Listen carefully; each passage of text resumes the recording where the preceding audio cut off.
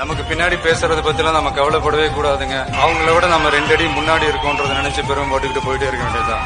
என்னுடைய beginning stage. Welcome to ஆர்கேவன் channel. Tamil சினிமாவில் இப்படி ஒரு ஹாரர் மூவியை எடுக்க முடியாத அளவுக்கு ஹேமாநாதன் நாராயணன் அவருடைய இயக்கத்தில் வெளிவந்த படம் தான்.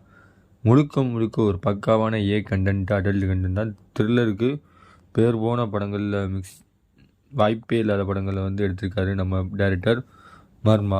அந்த படத்தோட திரையம்சம் தான் இந்த வீடியோ ரிவ்யூவில் பார்க்க போகிறோம். இந்த ரிவ்யூ பிடிச்சிருந்தா உங்கள் ஃப்ரெண்ட்ஸ் எல்லாருக்கும் ஷேர் பண்ணுங்கள். இந்த வீடியோவை லைக் பண்ணிட்டு இந்த வீடியோ ஃபுல்லாக பாருங்கள். ஹேமநாதன் நாராயணன் படத்தோட டைரக்டர். தமிழ் சினிமாவில் ஒரு ஹாரர் ஃபிலிமை வந்து நீங்கள் இந்தளவுக்கு எக்ஸ்பெக்ட் பண்ணியிருக்கவே மாட்டீங்க.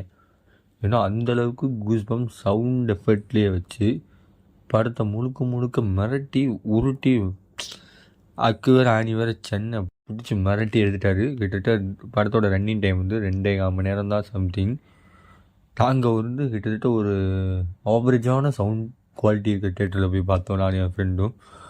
அப்போ பார்க்கும்போதே என் ஃப்ரெண்டு என்னை போட்டு படித்து எடுத்துகிட்டு அந்த மாதிரி தான் அந்தளவுக்கு ஹாரர் வந்து சவுண்ட் எஃபெக்ட்லேயே வந்து மிரட்டி விட்டுருக்காரு நம்ம டேரக்டர். சொல்ல போனால் sound effect, cinematography John William, editor Rohit, sound effect கேன் ஃப்ரிஞ்சோ அவருடைய சவுண்ட் எஃபெக்ட். சொல்ல போனால் தமிழ் சினிமாவில் காட்டிலும் சினிமாவுக்கு வந்து ஒரு ஸ்க்ரீன் பிளேவும் ஒரு ஸ்க்ரீனில் வர காட்சிகளுக்கு எந்தளவுக்கு சவுண்ட் எஃபெக்ட் முக்கியன்றதை நீ எந்த படத்தை போய் தேட்டரில் பார்த்தீங்கன்னா உங்களுக்கு தெரியும். அந்தளவுக்கு ஒரு ஸ்க்ரீனுக்கும் ஒரு சவுண்டு எஃபெக்ட்டுக்குரிய இதுக்கும் வந்து மெர்ஜி வந்து எந்தளவுக்கு முக்கியத்துவம் வந்து ஒரு ஸ்க்ரீனை வந்து ஒரு பிளேக்கு வந்து எந்தளவுக்கு உயிர்த்துணமாக வருது அப்படின்ற ஒரு காட்சிக்கு அப்படின்றது சூப்பராக வந்து நம்ம டேரக்டர் மிரட்டி விட்டார். அப்புறம் இந்த படத்தோட ஒன்லைன் பார்த்திங்கன்னா 4 சேர்ந்து 2 பசங்க 2 பொண்ணு சேர்ந்து ஒரு டீமாக வந்து ஒரு கிராமத்தில் போய் ஒரு மர்மமான விஷயத்தை வந்து கண்டுபிடிக்கணும் அப்படின்னு சொல்லி கண்டுபிடிக்கிறாங்க.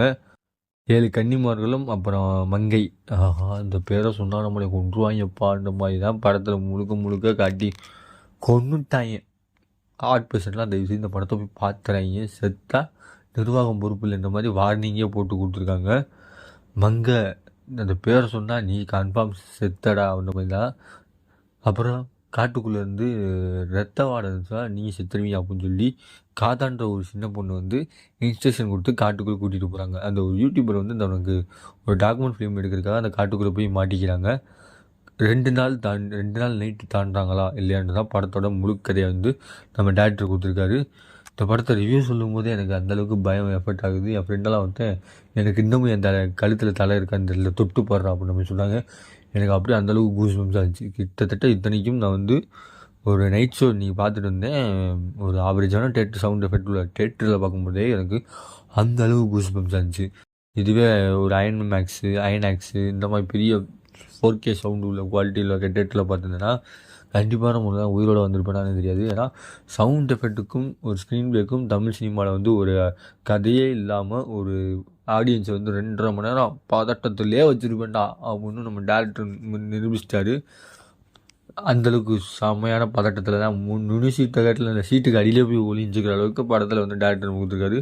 ரிச்சி கன்பூர், தேவராஜ் ஆறுமுகம், அப்புறம் யாச்சிகா ராஜேந்திரன், சுகன்யா தேவி, அப்புறம் அருள்யா ஜெய். உங்களுடைய நடிப்பு உங்கள் 4 பேர் தான் மெயின் ரோலாக வருவாங்க. 2-3 கேரக்டர் அங்கங்கே வந்து அந்த மங்காவை பற்றி விசாரிக்கிறது சம்மந்தமான ஒரு 2-3 கேரக்டர் வருவாங்க.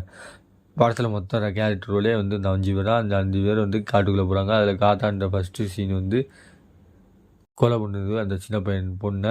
அந்த பொண்ணை கொண்டதுக்கப்புறம் வந்து என்ன நடக்குதா அப்படின்றது தான் படத்தோட மீதி கதையாக வந்து அப்படியே 2 நாள் நைட்டில் வந்து அந்த 4 பேரை எப்படி செய்யுது, அதுக்கு மத்தியில் ஆடியன்ஸை எந்தளவுக்கு வச்சு செய்கிறாரு டேரக்டர். இதுதான் படத்தோட ஒன்லைன் ஸ்டோரின்னு சொல்லலாம். ஓவரால் பார்த்திங்கன்னா அந்த படத்தை கண்டிப்பான முறையில் 18+ கண்டென்ட்லாம் கிடையாது. முழுக்க ராவான ஒரு கண்டென்ட் தான். இந்த படத்துக்கு சென்சார் போர்டில் கொடுத்ததே வந்து த்ரில்லர் தான், சஸ்பெக்டட் த்ரில்லர் தான். முழுக்க ஒரு மிரட்டலான படம். அதனால் ஆர்ட்% யாரும் பார்க்காதீங்க அப்படின்னு சொல்லி வார்னிங் போர்டே கொடுத்து தான் இந்த படத்தை ரிலீஸ் பண்ணியிருக்காங்க.